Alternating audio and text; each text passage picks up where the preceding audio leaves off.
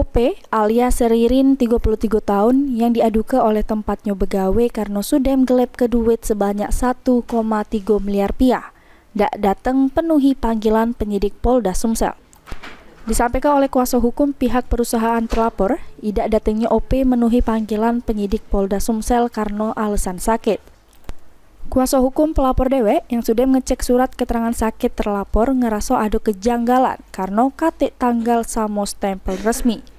Oleh karenanya kuasa hukum pelapor minta supaya telusuri benar idaknya terlapor sakit apa idak. Tolong telusuri surat keterangan sakit tersebut karena di dalam surat keterangan dia meminta izin 4 hari.